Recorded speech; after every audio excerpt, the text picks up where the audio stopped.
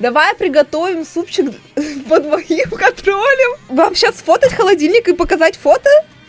Сейчас я вспомню, что у меня есть по холодильнике. У меня есть сироп какой-то ягодный, который... Вот это, знаете, как в кафешках, короче, сиропчик такой. Вот он у меня есть. Нет, мне казалось. Ему 2 года, он просрочен.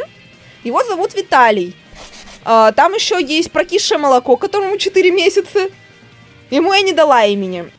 Я стараюсь вообще холодильник лишний раз не открывать, потому что там как воняет.